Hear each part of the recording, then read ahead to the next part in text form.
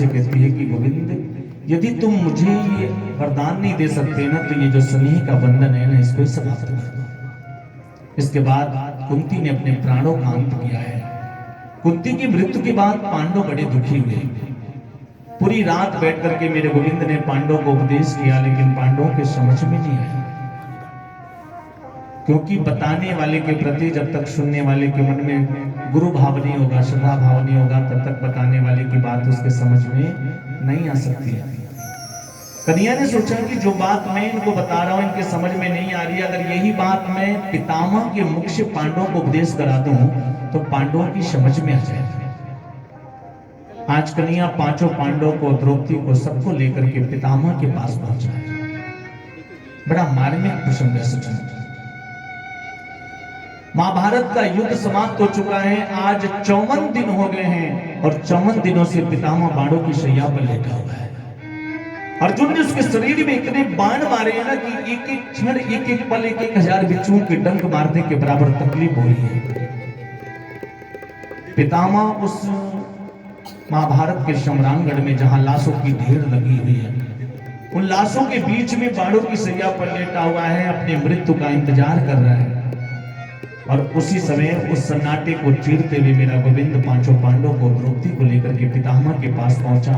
पितामह ने जब दूर से कन्हैया को अपनी तरफ आते हुए देखा ना तो मन ही मन सोच रहे हैं कि मेरा गोविंद कितना दयालु है, मेरा कन्हैया कितना कृपालु है कि आज इस मृत्यु के अंतिम क्षण में मेरी मृत्यु को संवारने के लिए आ गया। हम लोग पूरे जीवन यही प्रयास करते हैं ना कि जब मृत्यु का अंतिम क्षण आए तो हमारे मुख से भगवान का नाम निकले। कहते हैं ना कि जन्म जन्म मुनि जतन कराही और अंतराम मुख आवत नाही।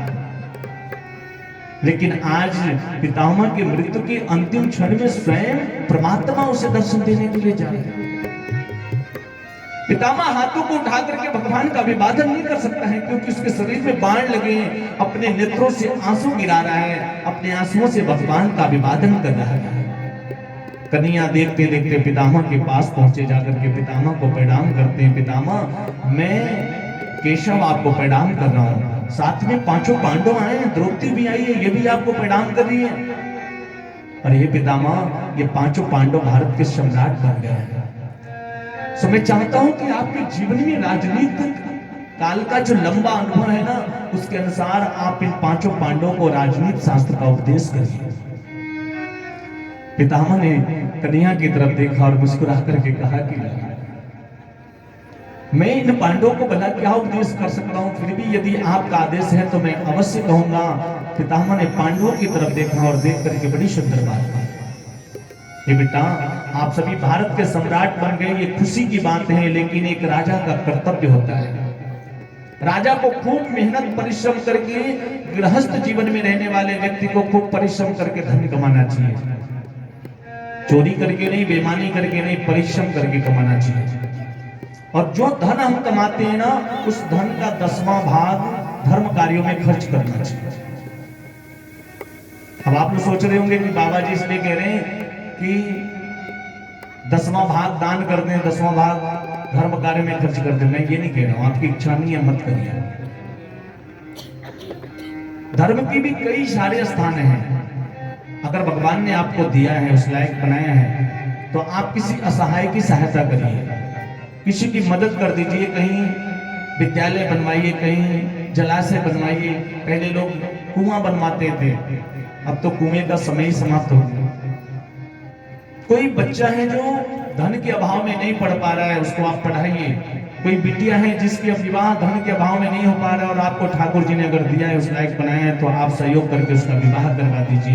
ये भी धन है। बोले कि धन की 3 गतियां हैं, ध्यान से सुनेंगे। पहला दान, दूसरा भोग और तीसरा विनाश। अगर भगवान ने दिया है तो दान करिए, नहीं दिया है, अगर आपका मन नहीं करता है, आप सोच रहे हो मैं इतना मेहनत करके पैसा कमाया और महाराज जी करें ले जाके दान कर दो, क्यों करे भाई, हमारा मन नहीं करता है।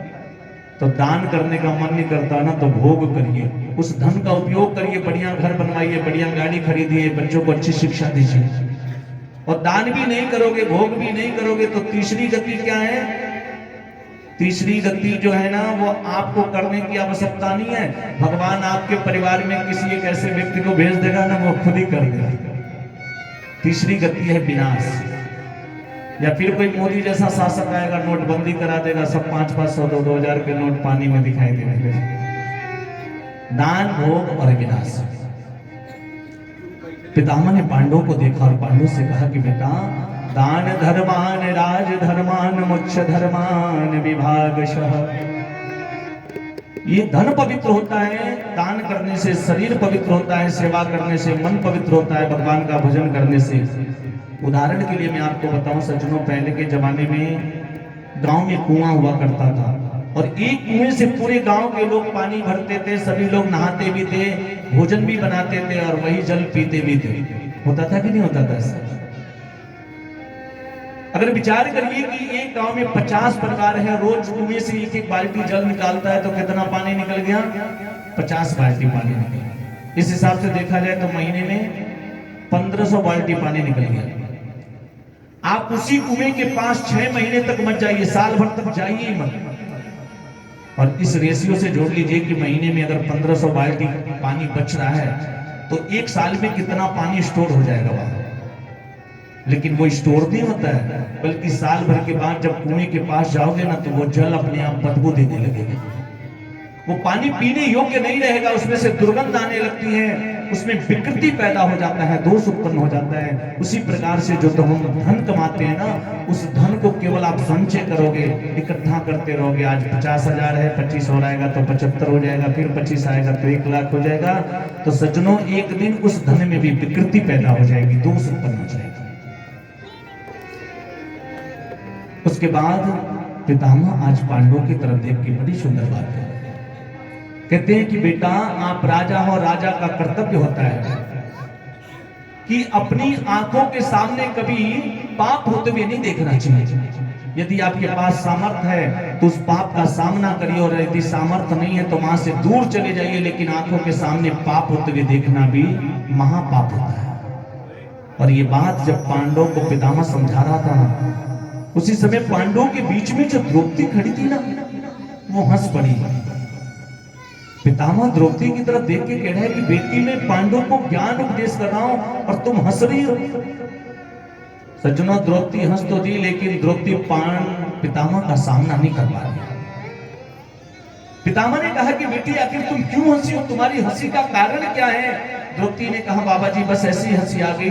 पितामह ने कहा कि बेटी, जो कुलवती स्त्रियां होती हैं, कुलवती समझते हैं ना आप, जो ऊंचे कुल खानदान से संबंध रखते हैं, लोग कहते हैं ना बड़ी कुलवंती है, बड़ी ऊंचे कुल की है। जो कुलवती स्त्रियां होती हैं वो अकारण नहीं हंसा करती, उनकी हंसी का कुछ ना कुछ कारण हुआ करता है। हंसना अच्छी बात है सज्जनों, लेकिन बेवजह हमेशा दांत फाड़ते रहिए अच्छी बात है। पितामह ने द्रौपदी से कहा कि बेटी, आखिर क्यों हंसी हो, तुम्हारी हंसी का कारण क्या है? द्रौपदी कुछ बोल नहीं पा रही है। पितामह ने बार बार जब पूछा तो आज वो द्रौपदी पितामह को जवाब दे दी। द्रौपदी पितामह से कहती है कि पितामह, आज आप इन पांडवों को उपदेश करते हो कि आंखों के सामने पाप होते हुए देखना महापाप है। और उस दिन आपका ये ज्ञान कहां चला गया था, जिस समय कौरवों की सभा में दुशासन मुझे केस पकड़ करके खींचते हुए लेकर गया है। एक रजस्वला स्त्री को भरी सभा में निवस्त्र करना ये कहां का नियम है? उस समय आपका ये ज्ञान कहां चला गया था? और उस समय आप कौरवों के सेनापति थे, मैंने सबसे पहले आशा भरी नजरों से आपकी तरफ देखा था, और आप यदि एक बार भी खड़े होकर के बोल दिए होते तो उस कौरवों की सभा में किसी की मजाल नहीं थी, दुर्योधन की मजाल नहीं थी जो मेरे वस्त्रों को छू नहीं सकता था। लेकिन उस दिन आप मौन बैठ होकर के सब कुछ देखते रहे, मौन बन करके बैठे रहे। और आज वही पितामह ये कह रहा है कि अपनी आंखों के सामने पाप होते हुए देखना महापाप। द्रौपदी उस समय को याद दिलाती है कि अरे आंखी गुरेरत मुछ मुरेरत, पापी के केहू निरखत नाही, ताकत बाहमही के सभे ओकरी बोरिया केहू देखत नाही। सासू जेठानी खड़ी देवरानी, दुशासन के केहू छेकत नाही। अरे हे वीरना हमरे ऊपरा फट ही धोतिया केहू फेंकत नाही। आज उस भरी सभा में द्रौपदी चिल्ला रही है, लेकिन कोई उसकी रक्षा नहीं कर पा रहा। जब द्रौपदी ने ये बात कहा ना, तो पितामह आज हिचकियों के साथ रोने लगा और रोते हुए कहता है कि बेटी तुम बिल्कुल सत्य कह रही है। मैं वही अभागा भीष्म हूं जिसके आंखों के सामने सब कुछ हुआ, मैं कुछ नहीं कर पाया तुम्हारे लिए। लेकिन मैं सत्य कहता हूं कि उस समय दुर्योधन का दूषित अन्न खाने से मेरी मति खराब हो गई थी, और आज अर्जुन ने मेरे शरीर में इतने बाण मारे हैं ना कि भी दुर्योधन का दूषित अन्न खाने से मेरे शरीर में जो रक्त बना था ना, वो रक्त का एक एक बूंद कतरा बन करके बाहर निकल गया है। अब मेरी मति बिल्कुल पवित्र हो गई है, पावन हो गई है। मैं तुम्हें बताना चाहता हूं कि बेटी, मृत्यु भी मुझे मार नहीं सकती। मृत्यु के अंदर वो सामर्थ्य नहीं कि पितामह को मार सके। मुझे इच्छा मृत्यु का वरदान प्राप्त है, और उसके बाद भी आज मैं 54 दिनों से बाणों की शैया पर लेटा हूं। मुझे अपने 100 जन्मों तक की बात पता है। मैंने अपने किसी जन्म में कोई पाप नहीं किया है। बस मुझसे इतना ही पाप हुआ है कि मैंने अपनी आंखों के सामने पाप होते हुए देखा है, और उस पाप का परिणाम है कि आज मुझे बाणों की शैया पर लेटना पड़ा। इतना कहकर के पितामह 2 मिनट के लिए मौन हो जाता है। पितामह ने पांडु से कहा कि मैं आप सभी लोगों से अलग होकर के केशव से, मधुसूदन से थोड़ा एकांत में 2 मिनट बात करना चाहता हूं, और आप लोग बिल्कुल अपनी आंखों को बंद करके इस झांकी का अनुभव करिए। मैं आपको एक दृश्य दिखा रहा हूं। यहां पर पितामह बाणों की सैया पर लेटा है, पितामह रो रहा है, और मेरा गोविंद वहां खड़ा होकर के मुस्कुरा रहा है। आप लोग टीवी में भी देखे होंगे कि पितामह के पास जब कन्हैया खड़े हैं ना, तो मुस्कुरा रहे हैं। ठीक इसके अपोजिट त्रेता युग में जिस समय रावण माता जानकी का हरण करके लेके जा रहा था, और उस समय गिद्धराज जटायु ने देखा है। जटायु जाकर के रावण के सामने खड़ा हो गया और रावण से कहता है कि तुम मेरे रहते हुए मेरी मां जानकी को मुझसे यहां से लेके नहीं जा सकते। जबकि जटायु को पता है कि महारथी रावण के सामने मेरी शक्ति कुछ भी नहीं है, मैं कुछ नहीं कर सकता। लेकिन उसके बाद भी रावण जैसे महारथी से युद्ध करने के लिए वो जटायु जैसा पक्ष तैयार हो गया, और युद्ध करते करते जब रावण ने जटायु के दोनों पंख काट दिए ना, और जटायु जमीन पे गिर पड़ा खून से लथपथ होकर के। इधर प्रभु श्री राम और लक्ष्मण दोनों मैया जानकी को ढूंढते हुए जा रहे थे, और जैसे जटायु पे नजर पड़ी तो राम दौड़ करके जाते हैं। आज प्रभु श्री राम जटायु को अपनी गोद में लेकर के, और जटायु को अपनी गोद में बिठा करके मेरा प्रभु श्री राम रो रहा है। और रोते हुए प्रभु श्री राम ने जटायु से कहा कि जटायु, अरे तूने ये क्या किया? तब जटायु भगवान की गोद में पड़ा पड़ा मुस्कुरा रहा है कि आज मुझे भगवान की गोद रूपी शैया प्राप्त हुई। यहाँ पर भगवान रो रहे हैं, जटायु मुस्कुरा रहा है, और वहां पितामह रो रहा है, मेरा गोविंद मुस्कुरा रहा है। अंतर सिर्फ इतना है कि पितामह एक स्त्री की लज्जा नहीं रख पाया, और यहाँ एक पक्षी भी, हमारे भारतवर्ष का पक्षी होने के बाद भी एक स्त्री की लज्जा बचाने के लिए अपने प्राणों की आहुति दे दी है। ये भारतवर्ष है सज्जनों, देवभूमि कहा जाता है इसमें। आज पांडवों से अलग होकर के पितामह ने कन्हैया से कहा कि लाला मुझे अपनी वही सुंदर सी झांकी एक बार पुनः दिखा दो। उसे मैं अपने आंखों में बिछा करके अपने जीवन का अंत करना चाहता हूं। जिस समय महाभारत का युद्ध चल रहा था और आप मुझे रथ का पहिया लेकर के मारने के लिए दौड़े थे, उस समय ऐसा लग रहा था कि एक शेर किसी अपने शिकार की तरफ दौड़ रहा हो। आपकी पीताम्बरी जमीन पे लहरा रही थी, पृथ्वी पूरी कंपमान हो रही थी, लग रहा था कि प्रलय आ जाएगा। वो सुंदर सी मनोहारी झांकी एक बार पुनः दिखा दीजिए, जिसे मैं अपने हृदय में बिठा करके अपने जीवन का अंत करना चाहता हूँ। ये उस समय की बात है सज्जनों, महाभारत का युद्ध चल रहा था और सज्जनों 7 दिन युद्ध समाप्त हो चुके थे। 7वें दिन सायंकाल का समय है। उस समय पितामह कौरवों के सेनापति हुआ करते थे। दुर्योधन ने आकर के पितामह से कहा कि पितामह आप तो मेरे सेनापति हो, युद्ध मेरी तरफ से करते हो, अन्न मेरा खाते हो, लेकिन मुझे लगता है कि मेरा अन्न खा करके आप मेरी तरफ से नहीं बल्कि पांडवों की तरफ से युद्ध करते हो, क्योंकि पांडवों में आज 7 दिन हो गए और 5 पांडवों में से एक भी पांडव मारा नहीं गया। मेरी सेना में इतने बड़े बड़े महारथी होने के बाद भी कर्ण, अश्वत्थामा, पितामह, द्रोणाचार्य, कृपाचार्य ऐसे ऐसे महारथियों के होने के बाद भी एक भी पांडव का बाल बांका नहीं हो पाया।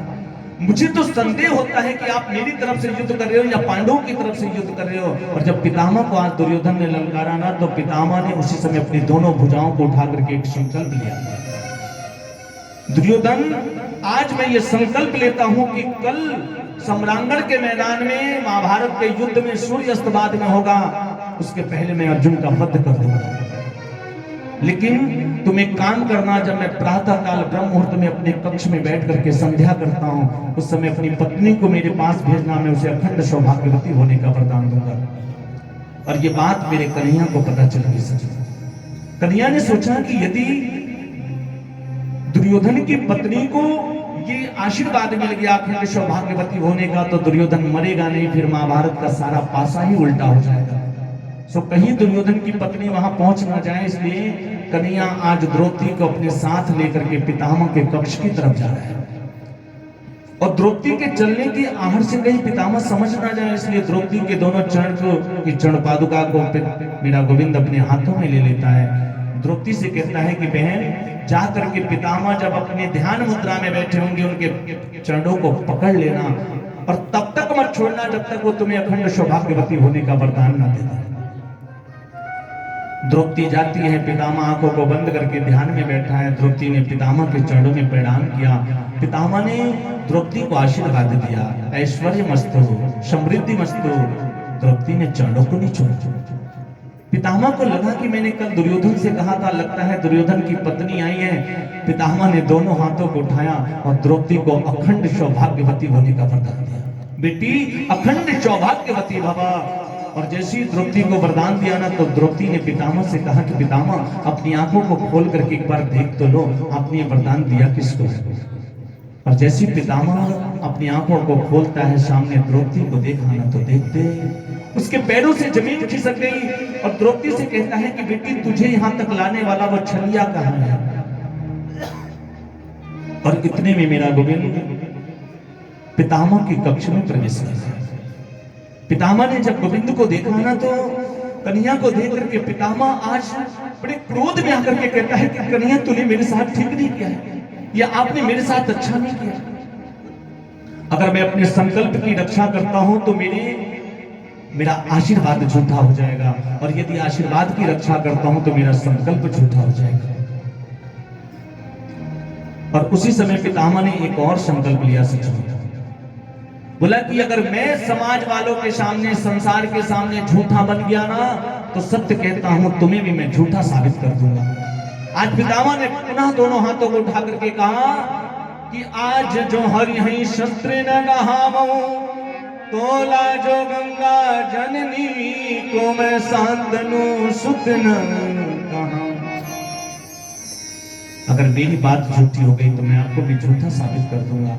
आपने भी महाभारत के युद्ध से पहले ये वचन दिया था कि एक तरफ से मेरी 18 अक्षौणी सेना युद्ध करेगी और दूसरी तरफ से मैं, और पूरे महाभारत के युद्ध में शस्त्र नहीं उठाऊंगा। लेकिन मैं यदि आपसे युद्ध में शस्त्र नहीं उठवाया तो मैं अपनी माता पिता का पुत्र नहीं। इतना कह करके अगले दिन जब महाभारत का युद्ध प्रारंभ हुआ, तो अर्जुन और पितामह का रथ बिल्कुल आमने सामने से जुड़ा। और आज वो बूढ़ा पितामह अर्जुन पे इतने बाणों की वर्षा कर रहा है ना, कि अर्जुन के समझ में नहीं आ रहा है कि मैं क्या करूं। देखते देखते अर्जुन का मुकुट भी निकल करके गिर गया, बाजू बंद भी टूट करके गिर गए। कन्हैया ने देखा कि लगता है ये बूढ़ा पितामह अर्जुन का वध किए बगैर मानेगा नहीं। इतने में अर्जुन के रथ का पहिया भी नीचे गिर पड़ा और अर्जुन रथ से नीचे गिर गए। उस समय उस स्थिति को देख करके कन्हैया अपने सारे वचनों को, सारी प्रतिज्ञाओं को भूल गया। मेरा गोविंद तुरंत उस रथ के पहिए को उठा करके पितामह को मारने के लिए दौड़ा। और जैसे पितामह की तरफ आगे बढ़ा तो पितामह ने अपने धनुष बाण नीचे रख करके हाथ जोड़ लिए, प्रभु बस इतना ही चाहता था। और आज वही सुंदर सी झांकी एक बार पुनः मुझे दिखा दीजिए। उस झांकी को अपने हृदय में बिठा करके मैं जीवन का अंत करना चाहता हूँ। इसके बाद पितामह ने अपने प्राणों का अंत किया। सज्जनों, पितामह के मृत्यु के बाद पांडव बड़े दुखी हुए।